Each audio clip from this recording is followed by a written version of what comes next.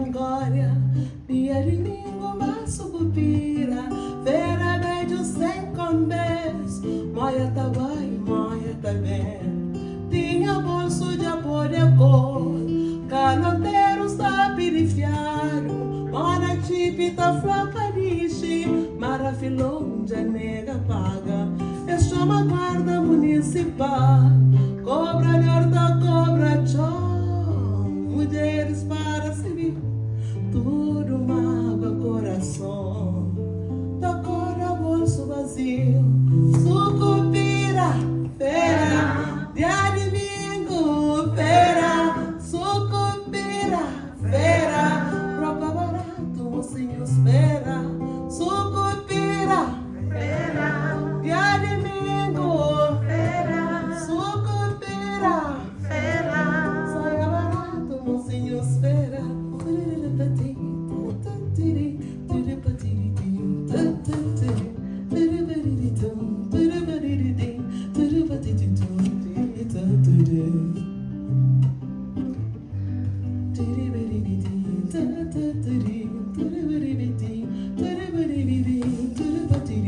Experience as well. So next, I'm going to call to the front of the class Michiko. Michiko and I worked together on a few projects. I did graphic design consulting for a couple of agencies that she also worked with or consulted for. That's how we met. And her first edition of her most recent book, and second edition, as I just saw, has some of my pictures from my trips to Cape Verde, and she included it on her coffee table book about Cape Verdean culture and language. So Michiko also has something called the Cape Verdean Harmony and Heritage Initiative, and she's better qualified to explain to you what that is. So without further ado, Thank you, Sonya. Thank you. How are you this evening? How are you this evening? Good. Okay, we're still awake. Okay. Hola tudo alguien, ya no me Michiko, and I do that just in recognition and honor and respect for the language, because normally this is about the Cape Verdean culture, and if nothing else, I just want to honor it by the greeting, right? So I just wanted to say hello to you in Kriolu and tell you my name. And as Sonya mentioned, first, it's an honor to be here. I want to acknowledge Sonya and the outstanding, fascinating work that she's done. As you look along these walls, you can see the dynamic artistry and just like craft and lens that she has and what she's lent to the culture, and just her love for the culture, and her having been to Cape Verde and did a lot of good work. I was honored to partner with her. She was excited to partner with us, and as she mentioned, I'm the founder of an initiative that was supposed to be 2 years, but it's actually extending itself longer. It's called the Cape Verdean Harmony and Heritage Initiative. What I want to say is I appreciate how Joe ended his lecture, because he talked about people and their last names being changed. So I'm from a large Cape Verdean community on the Cape who actually helped build and embrace the Cape Verdean community and sustained it on the Cape. And so my father and other people who really worked hard, my aunts who lived beyond 100 years old and helped build these cranberry bogs, and they spoke in Kriolu and they kept the language alive. But what we noticed was a gap, and the gap happened at certain generational marks, where people who were kind of more cityfied and away from those clusters that Joe talked about, they were like, oh, my friends don't speak Kriolu, I don't want to speak that. Hey, doing your own thing, assimilating in a different way. And not realizing that you're losing a part of yourself, your culture. But I want to say this, and I say but with the big, all capital letters.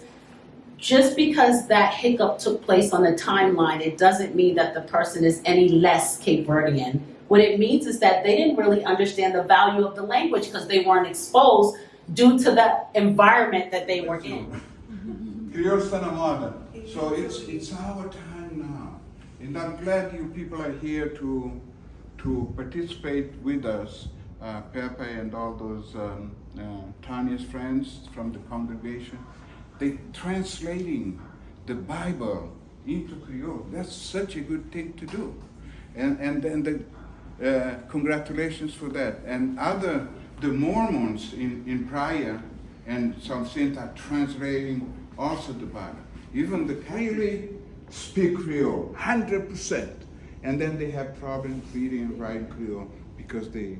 So we still have these problems in Cape Verde because, you know, the Portuguese was and is still taught as a first language. It should be taught as a second language. And Creole, the first language in schools and everywhere. Okay, this is a good conversation, people, but I don't want to take much time.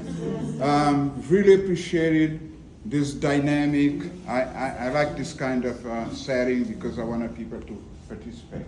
Thank you. Obrigado. Along with language, let's speak about music, which is also well braided into that as part of the strongest part of our culture. Music, as you know, Cape Verde per capita has more musicians than any other country in the world. But it's because we have no natural resources, so as our people are natural resources, we're very artistic.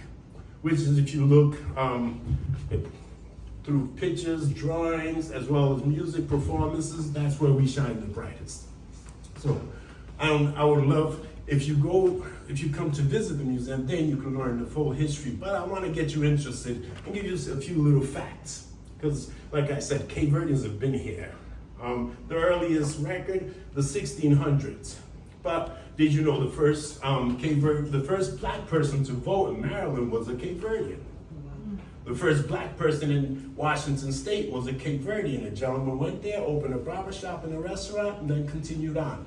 During the gold rush, Cape Verdeans took a ship and went around there. So you see the heavy presence in California, as well as Hawaii even.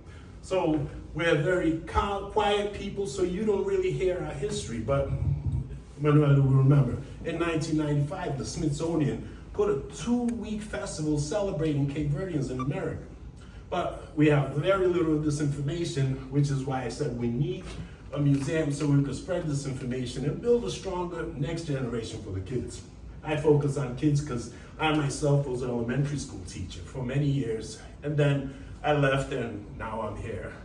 But I'm not sure how far to go, but let's jump into the music and say, why is music so important to Cape Verdeans?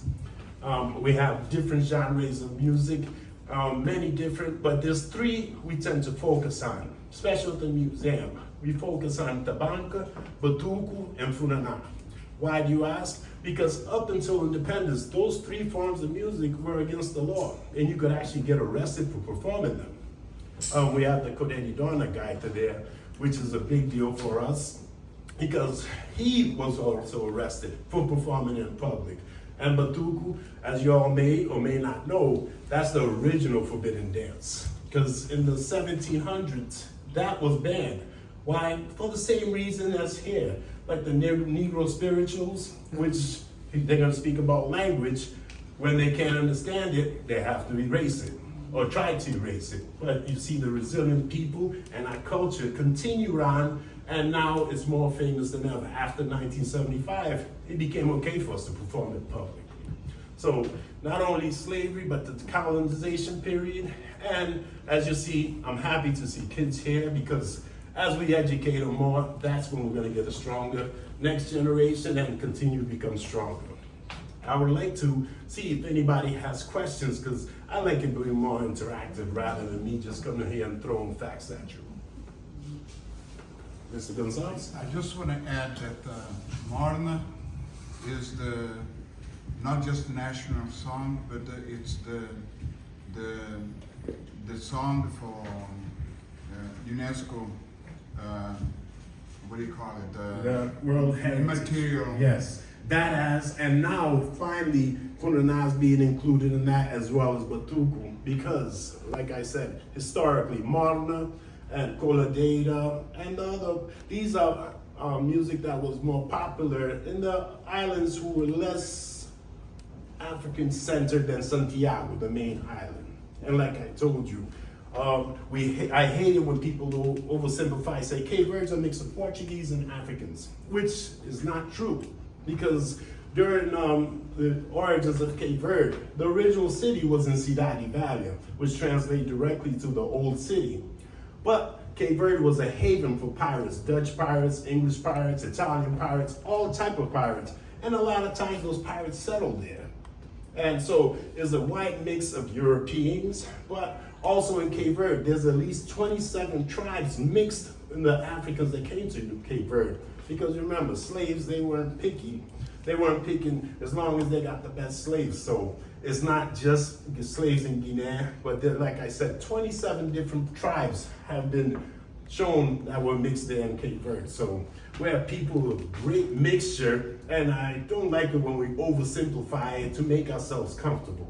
That's why I invite people to come to the museum and learn your history or history of Cape Verde, because the history of Cape Verde is so connected to the rest of the world. You see, it's such a small country with such a grand reach.